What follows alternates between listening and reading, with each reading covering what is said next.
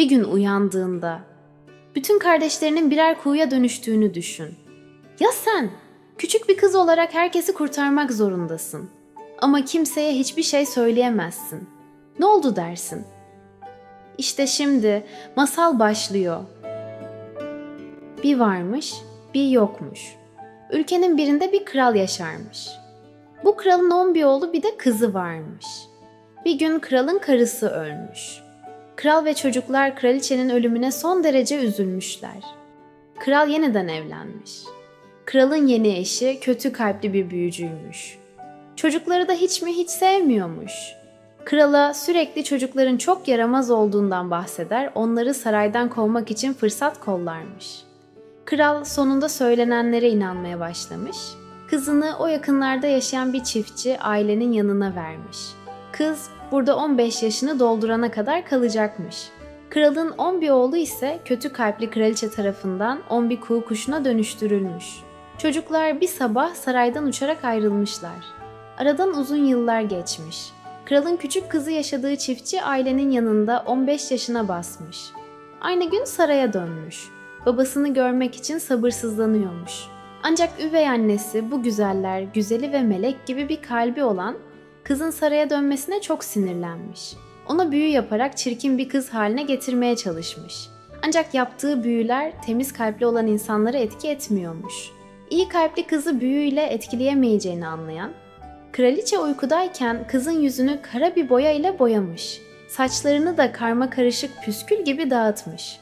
Kızı uykudayken yanına gelen kral, "Bu benim kızım değil," diyerek onun saraydan kovulmasını emretmiş.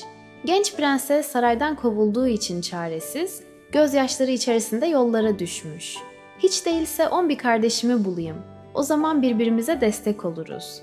Kimse bize zarar veremez," diye ağlayarak bir ormana girmiş. Bu ormanda yaşlı bir kadın görmüş. Yaşlı kadını saygıyla selamlayarak 11 genç prens görüp görmediğini sormuş. Yaşlı kadın, "Güzel kız, 11 prensi görmedim ama akşamları deniz kıyısına inip konaklayan 11 kuğu gördüm," diye yanıtlamış. Genç prenses boynu bükük oradan ayrılmış. Deniz kıyısına varmış. Az sonra yaşlı kadının bahsettiği 11 kuğu deniz kıyısına inmiş. Tam o anda kuğular 11 genç prense dönüşüvermişler. Genç prenses gözlerine inanamamış, kardeşlerini hemen tanımış, koşarak yanlarına gitmiş. Kardeşleri de genç prensesi tanımışlar. Birbirlerine sarılarak sevinç gözyaşı dökmüşler. 11 prens başlarından geçenleri anlatmışlar. Prensler ancak güneş battığı zaman insan şekline girebiliyorlarmış. Güneş doğduğunda ise yine kuğu oluyorlarmış. Güneş doğmasına yakın, yine kuğuya dönüşeceklerini bilen 11 prens, kız kardeşlerini de yanlarında götürmek için kolları sıvamışlar. Orada bulunan sazlardan bir sepet yaparak kız kardeşlerini içerisine oturtmuşlar. Tam bu sırada güneş doğmuş prensler 11 kuğu şekline girmişler. Her biri sepetin bir ucundan tuttuğu gibi başlamışlar uçmaya. Genç prenses bulutların üzerinden uçarken o kadar mutluymuş ki sanki bir rüyada olduğunu düşünüyormuş. Derken genç prenses sepetin içinde uyumaya başlamış. Rüyasında bulutlar ülkesinin perisini görmüş. Peri genç prensese, "Eğer kardeşlerinin tekrar insana dönüşmesini istiyorsan onlara ısırgan otundan 11 giysi hazırlayacak ve giydireceksin. Ancak giysileri bitirinceye kadar kimseye bundan bahsetmeyeceksin. Yoksa kardeşlerin sonsuza kadar kuğu olarak yaşar," demiş ve kaybolmuş. Genç prenses uyandığında kardeşlerine rüyasından bahsetmemiş. Kardeşleri genç prensesi o yakınlarda bulunan bir ülkenin topraklarına bırakıp geri dönmek üzere uçup gitmişler. Genç prenses orada ısırgan otu toplamaya başlamış ama otu toplarken elleri şişerek yanıyormuş.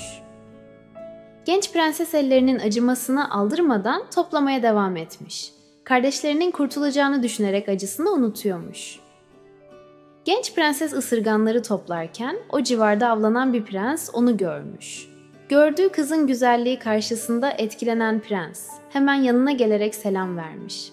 Genç prensese ne yaptığını sormuş ama genç prenses yaptığını kimseye söylememesi gerektiğinden bir şey söylememiş.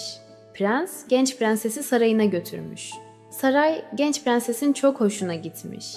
Prens de oldukça iyi kalpli, saygılı bir insanmış. Genç prenses prensle evlenerek yaşamaya başlamış. Genç prenses sarayda günlerini geçirirken kardeşlerini de unutmuyormuş. Gizli gizli topladığı ısırgan otlarını örerek kardeşlerinin giysilerini bitirmeye çalışıyormuş. Genç prensesin yaptıklarına bir anlam veremeyen prensin, kuzeni sürekli onun bir büyücü olduğunu söyleyerek cezalandırılmasını istiyormuş. Önceleri söylenenlere aldırış etmeyen prens daha sonra inanmaya başlamış. Bir gece yine genç karısını saraydan çıkarken görüp takip etmiş. Bakmış genç prenses sağdan soldan ot topluyor, herhalde büyü yapmak için malzeme topluyor diyerek adamlarına emir verdiği gibi genç prensesi yakalatıp zindana attırmış. Genç prenses zindanda bile topladığı ısırganları örmeye devam etmiş. Ertesi gün genç prensesi kent meydanına götürmüşler. Burada bir mahkeme kurulup cezasını verecekmiş. Tam mahkeme başkanı kararını açıklayacağı sırada gökyüzünden 11 beyaz kuğu gelip genç prensesin yanına konmuş. Genç prenses gelenlerin kardeşleri olduğunu anlamış, hazırladığı 11 giysiyi kardeşlerinin üzerine atmış. Giysileri giyen kuğular 11 prense dönüşüvermişler. Yalnız giysilerden birisinin koluna ısırgan otu yetmediğinden en küçük kardeşinin kolları bir kuğunun kanadı gibi kalmış. İnsana dönüşen kuğular mahkeme başkanına ve ülkenin prensine başlarından geçenleri anlatıp kız kardeşlerinin suçsuz olduğunu anlatmışlar. Prens de karısının bir büyücü olmadığına çok sevinerek kendisinden af dilemiş. Genç prenses kardeşlerine kavuştuğu için başından geçen acı olayları unutarak prensi affetmiş. Hep beraber saraya dönmüşler. Eğlenceler düzenlenmiş, yemekler verilmiş. Genç prenses kardeşleriyle yeni sarayında mutlu bir hayat sürmüş. Masalımız burada bitti ama hayal gücümüz devam ediyor. Eğer bu masalı sevdiysen videoyu beğenmeyi ve kanalımıza abone olmayı unutma. Daha pek çok güzel masal seni bekliyor. Yeni bir masalda tekrar görüşmek üzere. Şimdi gözlerini kapat ve tatlı rüyalara doğru yolculuğa çık.